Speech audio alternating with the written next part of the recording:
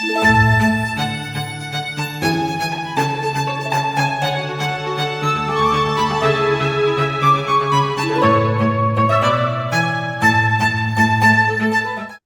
welcome, Somesh, and thanks a lot for giving your time, especially at this stage, because I know how crazy this time goes, and it's important to spend time with your family also because next year is going to be crazy. But a formal congratulations for cracking both ISP and IIM Ahmedabad still feels like a miracle with a 665 being a male engineer. So, congratulations. And before we begin, why don't you introduce your profile, your education, and everything? Basically, everything about yourself in the call to everyone who is present in the call. Sure. Thank you, Anshul, for having me, and thank you for being there throughout the journey. So yeah, something about me. So my name is Somesh, and I am a BTech engineer from Manipal. So I'm a 2021 pass out, close to 4 years of work ex now. So something about my professional background, I joined Amazon and my final year of internship in supply chain and warehouse. Um, Yeah, continue, but continue. yeah, But yeah, I wanted to pivot towards consulting. So I then worked in Mathco for a couple of months and then eventually ended up to ZS. So since last 4 years, I have been in ZS doing management consulting. And this was my, I think, third or fourth attempt for GMAT. So applied for R1 for both Ahmedabad and ISB, converted both. Now, yeah, joining ISB soon. Okay, so Somesh, I am just opening our chat. Okay, Mhm. first time you messaged was in January 2024. Okay, Yeah. where you wanted to apply to R3, which means you actually wanted to join class of 2025 and you're joining class of 2027. It's been a journey of at least 2 years, and 2 years is what I know. Yeah. I'm sure it started much before that, right? So, you are not from any tier one college. You also don't have anything great in extracurricular to talk about. You're in a decent company, ZS, which is a very common company. Many people work there. What kind of gave you the motivation that too so early in your career? You had barely started working, right? Maybe one or within 2 years of working. What gave you the motivation and also the Yeah. belief that you can crack ISP? Many people think that the moment I talk to them, they're like, oh, I don't have a profile. I don't have this. I don't have that. They focus on what they don't have rather than what they have. So I want you to know how come you were so young and not really, I would not say not accomplished, but not really have too many things to talk about in your resume. But you were still working since if you're messaging me in January 2024 means I'm assuming you started your preparation somewhere in mid 2023. So what gave you that confidence? Did you see anyone in your circle going to, Uh, or did you talk to alums? How exactly did you get that self motivation? so something to talk about my personality. So I'm a little bit more of a half glass full kind of a person. Mhm. So it was always that I have to do an MBA and I have to do an MBA from a tier one college. It should Right. not be any other college. So even at that time, I was also trying for CAT. I actually had few of the offers, like I gave interviews for Shillong and stuff, but I was like, no, I want to do it from tier one. That's where I started my GMAT journey. I thought of giving the ISB, going for the ISB. So for me, it was always been that I never focused on what my profile was, what I don't have.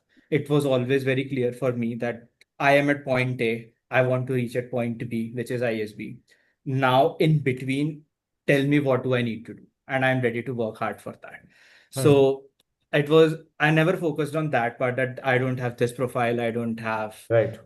this part, because I cannot change that. Correct. I can only focus on what I can do better and where I can focus, consolidate my efforts or resources to. So it has always been that. So it's been trying up, not giving up, because that was the motivation that I have to do it from best college. I at least know about your three GMAT attempts because you were updating me with everything since 2024. Yeah. I think you messaged me on every day after that, those bad attempts also. So that today I got Yeah. 615. Today also I couldn't improve. So tell me a little bit about your GMAT journey. When did you start preparing? I know your last attempt was around 23rd or 24th of August, Yeah. 2025. Yeah. What happened before that? What were the disappointments? Because see, what the journey you went through, almost everyone goes through this journey, right? It's not an easy कि हाँ चलो बस prepare किया हो गया. It is easy for some people. There are some people for whom ISB is a smooth ride. I'm not denying that. But for majority of the people, it's not. So I want you to highlight your struggle so that your story becomes relatable to almost everyone who is sitting here, who is attending this call. Correct, correct, sure. So yeah, it has been a long journey with GMAT. I think I started way back in 24 or I think 23 December only, if I'm not 2023, you wrong. must have started because your first message to Yeah. me is in January 2024 that I want to Yeah. apply in round three. Yeah. So that was, I remember that was the attempt of classic GMAT. So I Yeah. prepared with that syllabus, classic GMAT, couldn't crack it. Then till that time, I think it has been a lot because I couldn't receive that score in CAT also, GMAT also. So there were moments of let's stop. But I never thought about giving it up because for me it was never an option to give up. So it was more of like it didn't happen this time. Let's take a break for a couple of days. Let's regroup and then let's see what went wrong and what can be improved and then restart again. So I did a lot of iterative efforts throughout the journey. So in the first GMAT, I realized that maybe this was not the correct way. So let's focus on this. So in my next attempt, when I got 615, I was like, this worked well, but there are some issues with this. And all this was mostly bundled with the work X. So ZS has crazy working hours. So it was always either you're working after the job, you're studying on weekends, you're combining everything. Plus, I never wanted to pick one, whether it is I only wanted to do GMAT or I only wanted to do focus on my career in ZS. I also always wanted that whatever I'm doing, I want to give my 100% there. So in ZS also, I was one of the good performers. Uh, I was promoted twice in the 4 years. So I am a consultant actually in ZS now in 4 years. So even in this journey, when I was working for GMAT and applications and stuff, so it was like I was in my critical cycle for the promotion, Hmm. fourth cycle. Yeah. I was like, that needs to be done. But the only thing that stuck to me was that the goal was clear. Uh, I wanted to work hard, so I had to do it. There was no other option of nahi hoga ya fir won't happen and stuff. So I think that kept me going. It was a difficult journey because it was tough to keep myself motivated when I was seeing my friends are doing MBA, when I was seeing that I have Group people spent are 12 hours, also 14 hours. in the group Yeah, also everyone is getting an MBA correct, meant. correct. Yeah. Plus, in the office, I have spent 14 hours working there. Now, after that, I have to come back, shift that mindset, now sit for study. But Yeah. yeah, I think it was, It's not easy, especially after the grueling office hours. It's just you just want to take rest and go to your bed and watch some yeah. reels, but I totally get it. Uh, Now IIM Ahmedabad, of course, most of the people who applied to IIM Ahmedabad, they applied on my insistence, even though the entire focus was on ISP. How exactly was your experience with applying for IIM Ahmedabad, which is the craziest school to apply to, at least in India? It was a fun and it was my first experience. So it was not like ISB happened at that time, and it was the timelines were such that I submit in one of the weeks I submitted Ahmedabad application. Next week. Next week was ISB, Yeah, and 2 days after was the shortlist for Ahmedabad job. correct. I So read it always never. that those 15 days are hell for me for round one. I do not sleep properly for those 2 weeks. But yeah, okay, please continue. Sorry to interrupt. Yeah, so it was that. So after, as you said, that 24th August was the time when I gave my GMAT, and on the way back only I texted you that Yeah. okay, this is the And the score. same night you started. Yeah, and the same night we started. So for that 15 days to go ahead with all those all those essay topics and stuff. I Ahmedabad essays came afterwards, but still, I think after that, interview part was, I think, something good, something important, because once the shortlist were out, firstly, it carried that weightage of I am Ahmedabad. Plus, I've heard or heard from you a lot of times that it is one of the grilling interviews. So Yeah. that 15 days was going into that mindset that whatever may be the interview, I have to be prepared for each and every aspect. Took couple of mocks. So yeah, that was something fun journey for Ahmedabad. So you did not get the grilling panel in IIM Ahmedabad, right? Your panel was the nicer one. Generally, No, there. no, I did. Oh, you got the grilling panel. Yeah, Okay. yeah. Can you describe your experience? What was happening in Ahmedabad? Then we'll move to ISB. Yeah, sure. Because Yeah, it why was a why I'm grilling asking, panel. because I also want to know about this. Of course, you prepared with me throughout both our application and interview, but I did not get time that time to get to talk about what happened to IIM Ahmedabad. Not with you and not with anyone else. Because ISB was right next. So the entire focus went to ISB. So I did not really get to know what happened at IIM Ahmedabad after the interview. So can you just let me know and everyone know as well? Yeah, so it was a grilling experience, Hmm. to be honest. But I think the build up to the interview play was very crucial. I think the Okay. preparation part. So I think the first diagnostic mock which I took, there it was a big mock and there were a Two lot and of a half questions and hours. aspects covered. 2.5 hours. Yeah, so it was a big mock and lot of aspects of questions and everything was covered. So I was that was the mock which gave me the breadth of questions on what different questions can be asked, how to approach them and that. So that was actually a starting phase which happened. And then I started preparing that. But during the build-up, I have heard that so many times that the interview will be grilling that I was very mentally prepared for that. Okay. In the morning on the day of Ahmedabad, when I woke up and I was going to the campus, so I went to Ahmedabad only. Yes. So during that journey, nothing was going on in my head. I was just thinking, whatever they do, I just have to be calm. I Hmm. don't have to lose my cool.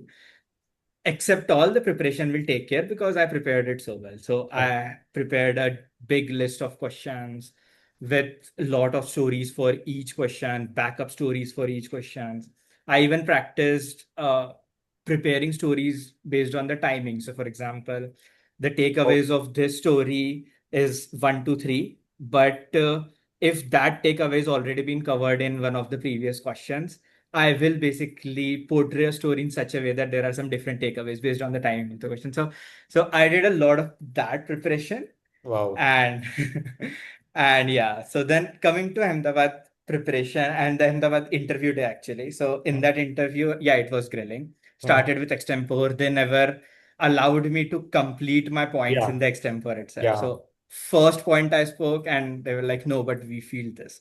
So for 5, 10 minutes, 15 minutes, it was just cross questioning. And at the end of the extempore, they even told me, uh, no, I don't think you have made the correct or good points and stuff. So I said, yeah, we can disagree We can to agree the to point. disagree. Yeah. But they If you said, no, but you remember, should. if you Yeah, remember, that was one of the info sessions. Yeah. yes, yes, yeah, I'm so glad. And this thing I wanted to highlight that Somesh, though he started late, but he had attended almost every session that I was conducting. He even remembers that this happened with another person. This happened with Yeah, Swapnil, who is going to graduate from IIM Ahmedabad now. They also, correct. Swapnil had heated discussion, and when she came for an info session, she had advised everyone that at the end, just tell them respectfully that okay, uh, you are coming from some point of view. This is my point of view according to my background and my experience. We can coexist. We can agree to disagree. Yeah, yeah. Actually picked that from there only. I was like, yeah, I can use something like that. I Yeah. said that, and after that, they contradict me saying that, yeah, we can disagree, but you Hmm. should have stronger enough points to make me agree. Something like Okay. that. So I was like, okay, no problem. We can move on to the next questions. And then they started with profiles and resume. But it was quite grilling. But yeah, I think the one thing which I had in mind was I should not lose my calm. So I was Yeah. very calm throughout. I was acknowledging what they are cross questioning. I was saying that, okay, let us come to a position, let's have a conversation. I'm here to listen your points, but that also means that you listen to my point. So that kind of tone, and I think that worked for me, basically for Ahmedabad. So yeah, It's too early to comment on it, but guys, because we are talking about it, just remember one make or break case in extempore would be you have to keep calm while they're constantly trying to agitate you and negate all your points, and stick to your points. Do not change your point. Do not change your side. You have to take a side in extempore and keep supporting it with as many evidences of facts or figures that you have, while being respectful Correct. and while being structured in your responses. If you are able to do it, you will crack it. Just to let you know, IIM Ahmedabad has 160 seats and 16 people cracked only in round one, which is exactly 10% of the best. Somesh was one of those 16. And Somesh started a bit late, but people started IIM Ahmedabad extempore preparation from month of June. June, July, August, September. Interview happened in September, October first week, right? Yeah. October you flew to Yeah. Ahmedabad. Yeah, so please remember this and take notes from now on only, that this is how you should start preparing for extempore. Okay, now comes the more interesting part. How was ISB interview? I have your ISB was, transcript and all, but tell me yeah. now. ISB was like 180-degree like shift from Right. Ahmedabad. So Ahmedabad, it was more of like they want to understand what you know. They want to test your calmness. They want to test your patience. They those are the faculties who were taking the interview from Ahmedabad. So Hmm. they just wanted to gauge how well composed you are, Hmm. uh, and how well do you know from what you have done and what your resume and what your profile speaks, Hmm. and few of the leadership aspects and stuff. Okay. ISB was completely different. It was very conversational. It was like three people in the panel there to understand you. But they want to know whether you are genuine, whether whatever you have written in the application is actually true, Hmm. and you're not faking anything there. Right. So ISB was it was they were trying to cover each and every aspect of the interviews, and it was very structured interview in that sense. So the questions were like, um, uh, what were the key takeaways from this? What were the takeaways from that? What did you learn from that? So they were trying to engage that aspect Hmm. compared to Ahmedabad. So entirely different interview experience. Anything that stood out in ISB interview that you'd want to share with people? Hmm. I felt ISP interview was a more something that they expected you to be uh, concise and maybe well structured answers compared to Ahmedabad. Hmm. So while they were trying to have the conversation, but they wanted to gauge that how well you can articulate those structures, how Right. well you can structure those answers, and then how well you can put them forward. Okay. uh, Even when they were trying to give me some of the cases and some of those ad hoc questions, it was more of like, let's see how well can you think, how well can you condense, and how well Hmm. can you portray that. Did you I'm get not sure if, did you get cases also? yeah, one case. You got one case. What was that case about? Because you had mentioned management consulting as your post MBA goal, right? Yeah, But you mentioned yeah, general management, which eventually you were thinking of doing. yeah. Uh, I think that was because of my consulting background. They were expecting me to have those cases, or maybe expecting me to have those kind of answers. Hmm. But yeah, the case was actually so. They asked me why did I leave Mathco, and I said because it was more technical role, and then I wanted to do business and stuff. So they asked, now that you have been in business for 4 years, what does Mathco do? And can you be a consultant for Mathco and advise them on what their GTM strategies and stuff? That Nice. will be. Interesting. Yeah. Yeah. Okay. Fine enough. Uh, these are the And only. just to call out, I had written GTM a lot in my application. Yeah, I So know. not to scare people that they will ask about GTM and strategies and stuff. That was a part of You my had application. written So they because it asked. was a part of your work ex very Correct. extensively. So even for Vedant, we had written a lot about GTM. But Vedant application was much more difficult for me because he had 10,000 different things. Family business, and his own NGO and all. Yours was mostly about your work. Yeah. And that's what I want to highlight. You can have very different profiles. You can still make it to ISP. Vedant was eventually not accepted by IIM Ahmedabad. You cracked that as well. So today I had, I think, 9 or 10 one-to-one calls. Everyone was like, what do I do to diversify my profile? Should I do an NGO or this and that? And the answer is nothing. Focus on your application. Write it in a way that highlights what you have already done rather than trying to do something random for next 6 months. Okay. Right. These are the only things I wanted to know from you, Somesh. I wanted you to highlight the difference between ISB and IIM Ahmedabad and the importance of separate preparation for both. Like preparing for one will definitely not going to help in the other one. You have No, to prepare both of them separately. You have to tune your mind. Some people have done Ahmedabad and ISB mocks together, but I have told them that you have to tell your mind, tell yourself that this is very different. Here, even your demeanor and your communication style should be very different, and in ISB it correct. has to be very different. So that is something that Correct. you should keep in mind while Correct. preparing for both. Even when I gave my Ahmedabad interview for ISB, when I got the ISB shortlist, I think that was quite late from even after I got Ahmedabad result. So I Correct. was thinking that, yeah, I've already got Ahmedabad. I have that stack of questions prepared and stuff. So for a couple of days, I was trying to revise that and Yeah. stuff. But yeah, then eventually I realized that no, it is like completely different. Yeah. Need to have different strategy, need to have different way of expressing, need to have different. So yeah, so that's Also, a one more thing, very I important point. really, really want to check the fit. That what are you looking for, whatever you're looking for post MBA, is ISB a perfect fit for that or not? That is one of the major things ISB is looking for. IIM Ahmedabad is looking for how do you act under pressure and stress? What is your demeanor? Yeah, How do you manage if someone is throwing stones at you correct. constantly?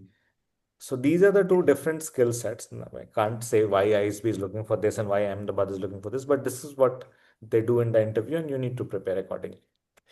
Okay, guys, now I am opening it to all of you. As I said, the only rule is unmute. Switch on your camera and ask. If you don't have any questions to ask, both of us would be very happy to end the session. I would definitely not want to keep Somesh, in this session for a long time. I'm pretty sure he has so many things to do. I think only how many days left? 15, less than 15 days left now. Yeah, yeah. Okay, so the panel is open now for questions. If you don't have any questions, we can end the session. Uh, Hello, Anshul. Hello, Hi. Somesh. Yeah. So, Somesh, I had a question. So, in terms of preparation, I think we can broadly split it into three parts. First is your scores, that is GMAT or GRE. Then your application itself, where you write the essays or LO or everything else. And then the last is the interview part.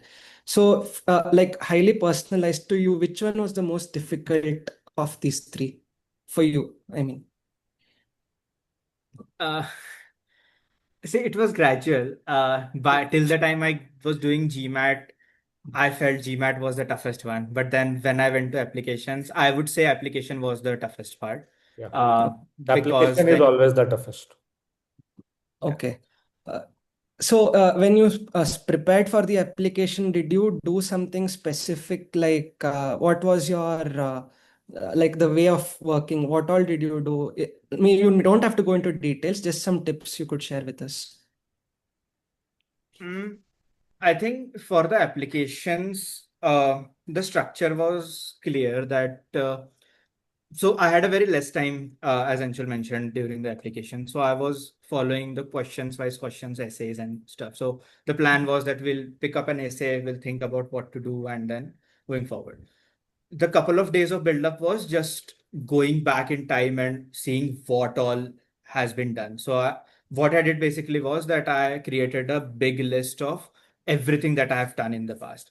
Mm-hmm. And before that, I actually spoke to few alums. So that kind of changed my perspective. So I'll give you a very small example to make my point. So in the college, I was part of one of the rover teams who went to an international competition. And when I was listing down as an achievement, I was seeing it as on the face value that, yeah, we created this, we built this, we won international one. In one of the calls with Alam, he was also from my college, so he knew what that team was. He mentioned the achievement should not achieving internationally can be one of the achievement, but the takeaway can be that this is the thing that you did for the first time. Yeah. How did you do it? So the story behind it, and that kind of also gave me a perspective. So that was something that which I did. I listed out all the things that I did from that lens in my work ex. How did I deal with different projects? What were failure stones of the projects, and even in the work ex, as that was one of the big part. My NGO, my CSR journey, my all the college, all the different aspects. So just list them out and see how they fitted and what are the key takeaways from that. I think this was one of also pivot started from what Anshul shared as one of the preparation materials on the formats and stuff. That also helps a lot. But yeah, I think to answer your question, this was. Yeah. Thank you. Somesh did not really have much time to do something special.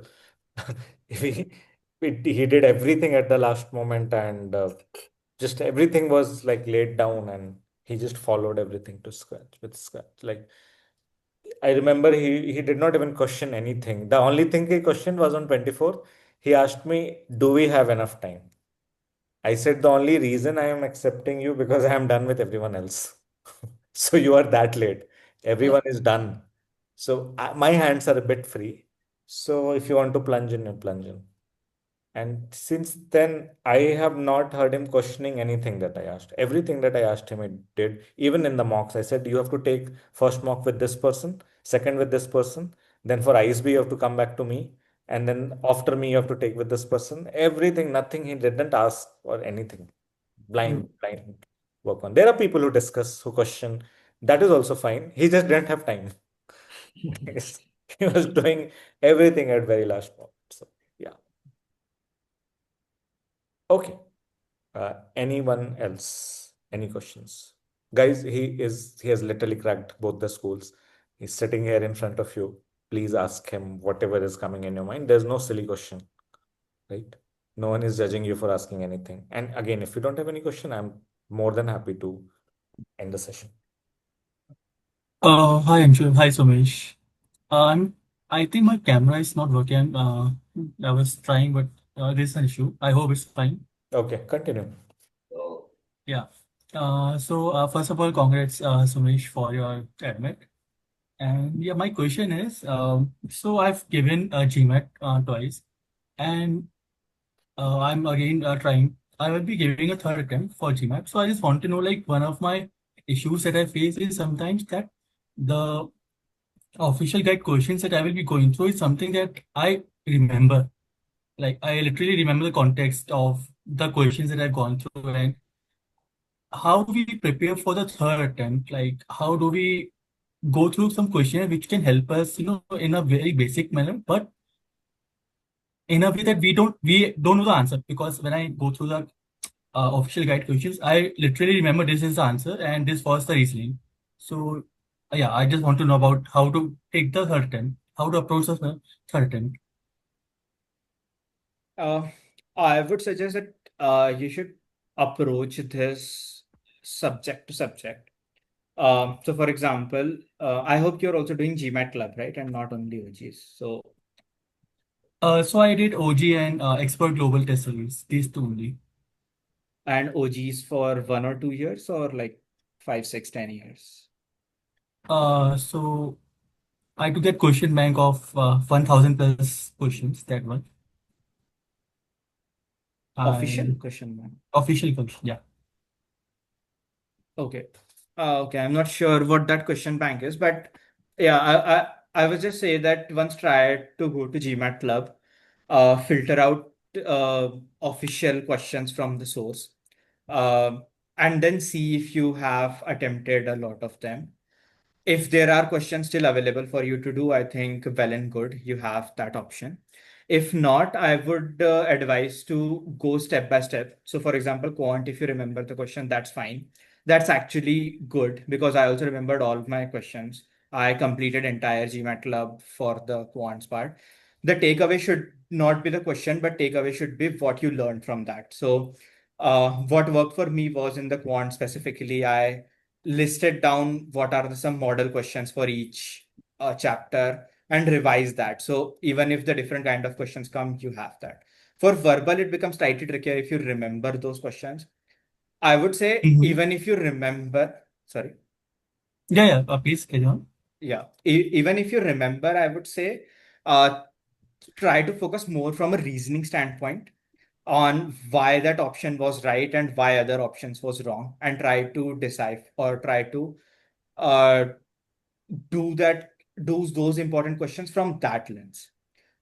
Because if you're going for another attempt, see what the main problems are. Is it the pacing? Is it conceptual issue, or is it some other challenges? So based on that, approach those questions from that lens. If it's a pacing issue, even if you remember the answer, try to eliminate other options with a reason and then pick up the correct options. If it's a conceptual issue, without time, try to focus on why that option was correct or why that option was wrong. So I think that is something that you can do. And then try to focus more on mocks. That's I can say, because try going in hard for mocks.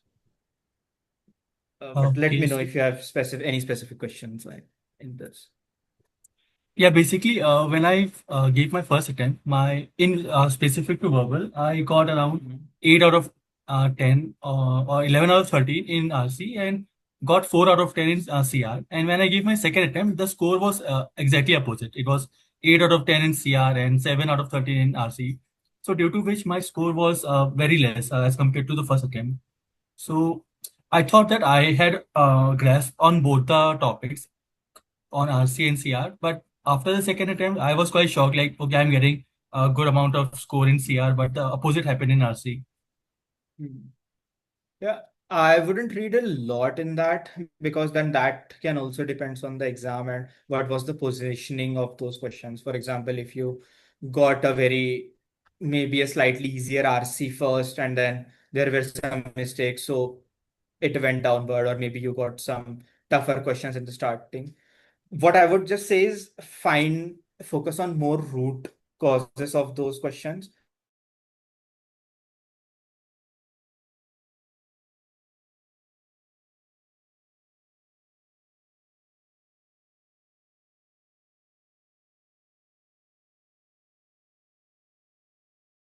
Just try to focus on why that question was correct or why that question was wrong. Just try to focus on why this question was wrong, why this option is wrong, why this option is correct, and try going around that. Okay, and just lastly, I want to know, like, Mhm. do we need to give any other like mock tests? Can you recommend any mock test series that we can give? Because I've already given one for expert globals, where I give around 10. So, any that you would like to recommend? I wouldn't recommend any unofficial material. Yeah. I actually burnt my hands with unofficial. So I started my GMAT journey with Magoosh, and a few more coaching institutes at that time, just the free versions, just to test out and solve the questions. Actually face that there is a big difference in the quality of questions. It's not about difficulty. There are Mhm. difficult questions in all those unofficial sources, but quality varies varies vastly. So I would just recommend stick to only official as much as possible. In the worst Got case, if you don't have any questions left, maybe you can pick up few very reputed one like Manhattan Rep or maybe Expert Global or stuff. But that's like the last and last of the resort. I wouldn't recommend any unofficial. got it. Thank you so much, Just Somesh. wanted to make one comment here. There are varying, you know, like opinion of people about GMAT. Some people say go and solve every unofficial test, private coaching institute test, mock test. But Mhm. most of the high scorers, most of the high scorers have strongly advised not to do anything unofficial. Stick to official as much as you can. If you have done all official questions, take buy the older edition of all the four books. You will get 25% new questions. And then MBA.com, you do everything that is paid or free. Once you have done with all that, then you revise them, but do not spend Mhm. time with an official question. Yeah, of course, there are people who differ there when they say ki do whatever you get, but more than those people, there the most common consensus is that stick to official questions and spend as much time as possible on official question, because official questions are the questions which are all retired GMAT questions. They came in the GMAT earlier, right? Okay, got it. Private institutes are not able to mimic the exact quality, the exact logic that is being followed in the GMAT questions. They try their best, but they are not able to, right? So be very cautious while preparing from, I mean, do take any uh, private for institute for coaching, but while practicing questions, it should be mostly official questions. Okay, got it. Sure. Yeah, Charisma. Hello.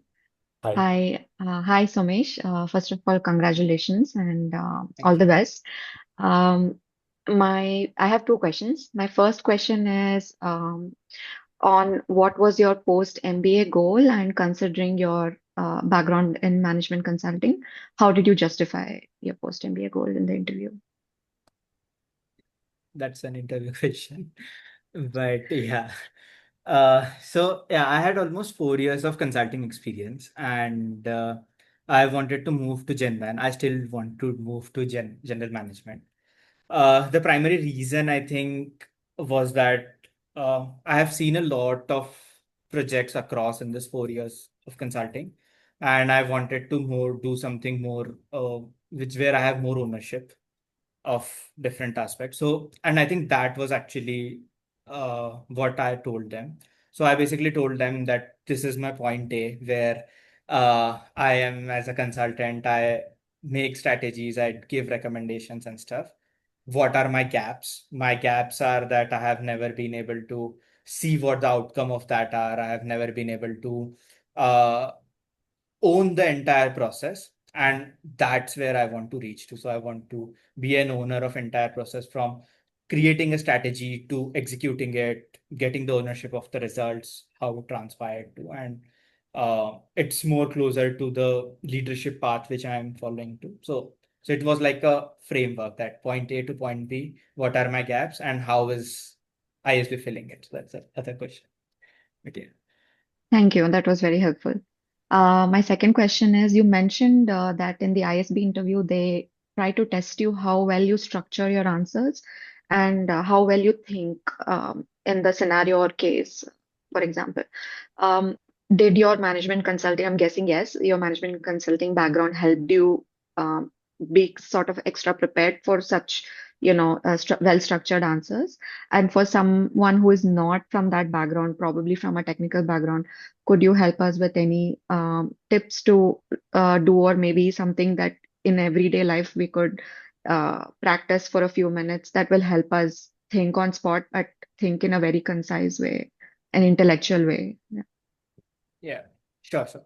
I'll break this answer into two parts. So, firstly, from a case standpoint, I think that was purely, I don't see a lot of folks getting that cases. I think it's very rare, but Anshul can speak to it. But I think that was more because of my consulting background. And in the interview, in the entire story, I have always said that I am doing strategy, I am doing GTM, this, that. So, I felt they actually, rather than giving a case, they wanted to test it whether whatever he's telling, is he telling it truth, or is it just using the jargons or making up the buzzword. So I think that was the intent behind giving the case. That is what I felt. Uh, so yeah, if you're not from a management background, I don't think a particular case will be thrown. But yeah, it's good to prepare and it's good to be prepared for the best part. Coming to the structure part, I think uh, uh, it management consultant actually really helped me. I mean, because that is my day-to-day job on presenting that to different folks and clients. What I can suggest is, if you want to get it structured or if you want to focus on the communication, there are two main approaches. So just going a little bit theoretical, but what works for me in consulting is that there's a top-down approach and there is bottom-up approach. So you read the audience. If there is a senior level of audience or if it is something like that, you set the context and then gauge how well interested are, then what level they want to know, and then try breaking it down, that these are 3 bullet points to give you a summary. Now let's build on 3 bullet. If it is someone who wants to know the process, start with a bottom up journey and then finally conclude. I think that itself start making a good structure to a conversation.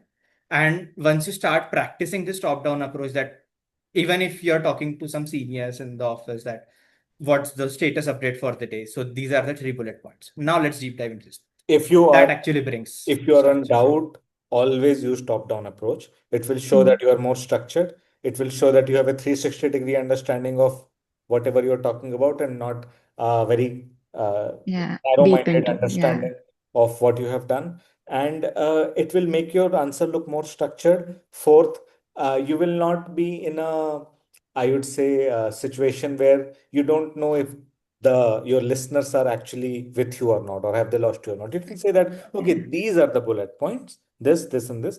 Please let me know if you want me to elaborate on one of these. So they are still with you. They have not lost you. You are taking their consent before deep diving into one part. yeah, Because one of the most common questions which people ask during the mock interview to me is that how much should I explain? How yes, do I know if I'm over explaining or under explaining? yeah, Best way to know is to just ask them that, mm, okay, this is what, let me know which point I should elaborate. It's always a good idea. It also okay. shows that you are inherently confident to talk about any of these, right? It's only up to them to ask for it. Yes. Yeah, Yes. okay. Yeah. Thank you. And This was and helpful. and and another thing that happens is that if you're going with the bottom-up approach, if the interviewer does not get what he's looking at, he can just stop you. In Yeah, that case, if you want to make a point in the last, you might not get even an opportunity Yeah. to make that point. Yeah. Yeah. yeah, So Bottom up approach should only be done when you have clearly identified that those two people are from your sector, mm, which there are two ways to know that. One way is they will themselves tell you. They generally mention which industry they are from, but it's not mandatory. Then while you are in the conversation, you will figure out if they are from your stream because they will be asking some nuanced question, which are very much particular to your own field. In that case, you can do your bottoms up yeah, approach, but it's not advised otherwise. got it. and just to share something on this, I just remembered from my interview. Mm-hmm. So my interview start, and one of the questions in the interview was that please explain one of your GTM projects and stuff. So I explained them everything and this, and then one of them was actually from a pharma healthcare background. So he Okay. knew what data sets do we use and stuff. So he was like, okay, you did this. Now talk to me about these are 3 different data sets. How did you entirely build that process? So Right. so that was the only time when I switched that approach. I was like, I explained the data structure and concluded. Apart from that, my all the answers were okay. So these are my key takeaways. Now let's build on to that takeaways. And these is something which I learned. Let's build on to that and allow me a moment to explain on how can I learn. Yeah. Okay, got it. Thank you. Thank you so much. No.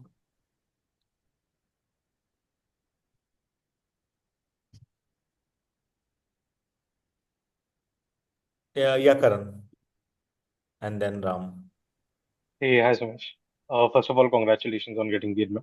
My question is regarding essays. So, like we know that for ISB essays, leadership is probably that one parameter that you really need to highlight.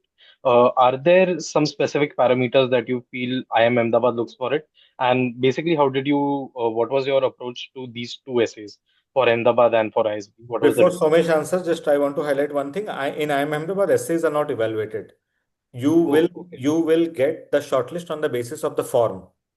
There's a very big form you need to fill. We will talk about that form once the time comes. And in on the basis of that form only, you will get a shortlist. After you have got a shortlist, you will be given 48 hours to write the essays and submit. So those essays are not really evaluated for shortlisting. You're already shortlisted when you write the essays. Those essays become a handy document for them to interview you. Got Okay, just I wanted to for you and Correct. for everyone. Yeah, Somesh, you got can answer now. Correct. And yes, and I think that's the very important context. I was also about to share that because that makes the basis of how you write an essay. Yeah. So, so in ISB, the focus is more on delivering your story, delivering those content in that concise form. But in Ahmedabad, it becomes to explain them so that they have Ahmedabad those is bullet pointers. information dumping. Yes. ISP is storytelling. Yes. So they have that information for you for them to open when you are at. Plus, there are few differences in Ahmedabad versus ISB. So ISB uh, focuses on like holistic approach in terms of if you have done something in your personal life, if you have done something in extracurriculars and stuff. But I think Ahmedabad essay prompts were very straightforward that highlight the key achievements, what you have done in your professional experience. So that changes few stuff. You have to highlight your projects, you have to highlight what you did work, and pick off those which you can talk very confidently and make you look best. So yeah, that's the key difference, I think. Got it. Thanks.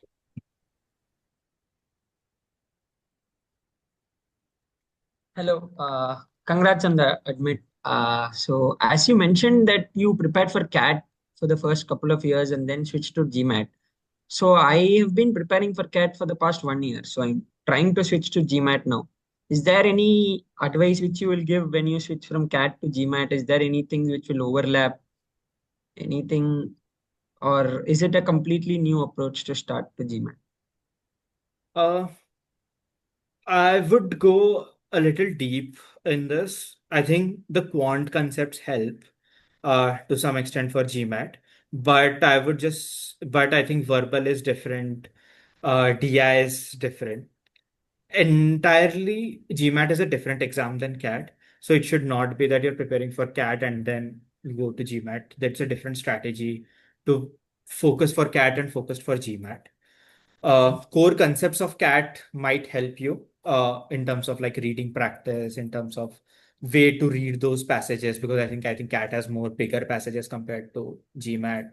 Maths concept, logical thinking in terms of your DI section, so on and so forth.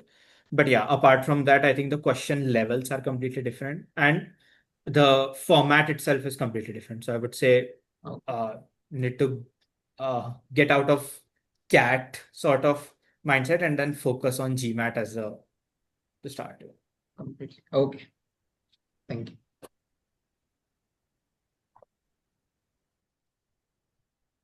I think there are no more queries. Is there any more query, guys? Please raise your hand. Or you can switch on your camera and directly ask. Yeah, I have Hi, one question. Hi. Somesh, I wanted to ask that you tried couple of times for GMAT. So what made you stick to GMAT and not switch to GRE? Because right now I'm kind of confused. I have given one GMAT in October end, but I could not score very well. So right now I'm preparing for GMAT only, but sometimes I think that should I switch to GRE? Yeah. Uh, Good question, I think. So I will tell you what worked for me. For me, every attempt of GMAT was a iterative process. So I had a base, then I evaluated on what worked well and what didn't work for me. So I always focused on correcting those aspects which I feel I'm still lacking, and then just building on to that. However, there were moments when I thought I should switch to GRE. If that will change something, I'll get a score there. I think what the exam is trying to test is something that will resonate on what your key strengths, what your key strengths are and what exam is trying to test. There should be that overlap. GRE, in my limited knowledge, it is more focused on language and vocab and that kind of competency rather than a quant-based competence. Because I think the quant is slightly easier compared to GMAT on what I researched. Much easier. For me, Much easier. so Not like for me, the core strengths was quant and DI section. So for me, it was like that I have those two parts covered in GMAT. Verbal is something which I'm not very good at, but I'm improving, which eventually made the decision for me that GRE it might be a little bit more tougher. So that was first point. And second point was that I already had a base of CAT and GMAT for so long. So I just felt that it's just small pieces which I have to fix rather than shifting to entirely new and then building to that. So that basically. That makes sense. And like, I am currently solving mostly the OG questions. Like, I just started recently, and in the medium, I am getting like 60 to 70% accuracy. So, at what point did you realize that you should book your exam? Because right now, if I'm targeting for round one, I was earlier thinking for June, but like I have realized that it is a bit late. Uh, I cannot say if it is a bit late or a bit early. I think the right time will be for you to give the exam when you feel you're ready. Hmm. And you have to structure those two parts around it. So if you feel that you will take more time to GMAT, maybe you can front load some of the application stuff and maybe continue giving GMAT till maybe July. But I think the real time should not be driven through timelines. It should be, but also more on when you're ready. Okay. From a solving strategy, I one thing which I noticed during my preparation was from the OG, the classification of low, medium, and high is not very accurate in terms of actual GMAT score. Hmm. So there are a lot of 705 plus questions which are placed into medium, while there are some easy questions also. So I would recommend to go to GMAT Club and shortlist by. So how I used to do was I used to filter by difficulty level and sort by number of views. So in that sense, you get the most viewed questions first. That means those are the good questions which most of the folks have solved. So in that you will, in that case, the difficulty is basically determined by how people have solved, how different coaching have given. So that gives you a better idea on where you are, and then you can build on that. Maybe go for filter for medium questions, solve that. If you feel confident, go for tougher questions. So Okay, got it. This was helpful. I didn't know about sorting by views. Uh, and regarding application and like post MBA goal, so I was in ZS for like 2.5 years. Then I moved to the product company. So, but my project was focused on like one thing, and then I moved to the same kind of project in the product company. So you said that you have already worked on different projects in ZS. So like how should I go about, making like writing about it in my essays because it's just one thing that I have kind of worked on. yeah, I'll go back to the point which I said. So it's not about the macro level view of I did this particular project, because if you look at me, if I have done a GTM project, I had done 4 GTM projects, the theme remains same. Hmm. So it is not like that I can talk about 4 GTM projects. It's essentially one project for 4 different clients. The takeaway is, what did you learn from that project and what were the skills that you built across, which takes your story forward. So in different projects, or if even a single project, there are a lot of, let's say, stakeholders, lot of different phases of that project. You will have some takeaways for those particular project, and you will have to think through those life cycle of that entire project. Pick out those takeaways, structure them, and then build a story around that even though it is a single project, but in an overarching view, from a micro level, there are a lot of different skills that I have learned. There are a lot of things that are my takeaway, and this is what I'm bringing to the table. So I think Yeah, that's the way to go about it. got it. Thank you and congrats. Thank you. No problem. Anyone else? Okay. I have one question. Yeah, Vaishnavi. Yes. Sorry, I'm not able to on my camera. I'm actually at home. So after first, Somesh, congratulations. And my question is about your application. So after some sessions, I've noticed that a lot of applicants have a particular spike or some hobbies or some of the academics which make their profile stand out. So according to you, what was the like single narrative or a trait that made you stand out across both IIM and ISB applications?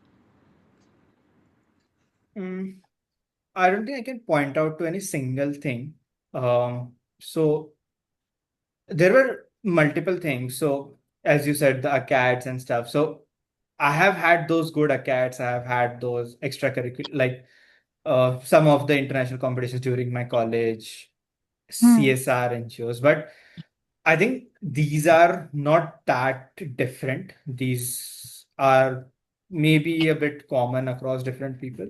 The only thing I would say from an application standpoint is it's about the takeaways and it's about the stories that you bring to. So, for example, if there's a leadership question, uh, you might have done one project or a very normal work externally, but it's Hmm. about what have you taken from that, and uh, how do you present that? If it is like uh, there was some crisis, and how did you come into the picture for that project, or Yeah. it can be anything else. So it's about going very deep into whatever you have done, Yeah. understanding what was the takeaway, not from a macro level, but a very micro level, um, giving it a thought from a very different perspective, picking out those takeaways, and then plugging it into the work to make your entire story. So, these are the four qualities which I want to bring out. How I have brought these four qualities is through this. So there can be a very small event which might seem very insignificant when you narrate that incident, but when you narrate it in a way, what was your takeaway? I think then that becomes more impactful. So I think Yeah. that would be so. Okay. Thank you. Okay. So, guys, because we don't have any other question, we will end the call. And as you already know, the only thing I ask is a feedback. I will share the link for feedback in the group. Please provide the feedback and be back at 9 p.m. tomorrow for our next session with Ayushi, who cracked ISB. I am Ahmedabad. I am Bangalore in her first attempt with a 645 in GMAT. She will have a lots and lots of things to tell you. She went through a lots of ups and downs with her GMAT and her application and her essays and interview and everything. And yeah, that's it. Thanks a lot, Somesh. I will see you soon in hopefully 10 days. And Yeah. that's it. Have an amazing time in the campus. Enjoy Mohali. It's much better than Hyderabad in terms for so many things, which I'll tell you offline. Uh, that's it. Yeah. Congratulations once again, and thanks a lot again for your time. No, no, Bye thank you so much, and all the best, everyone. And yeah, feel free to reach out if you have any other Yes. questions. Bye bye. Bye.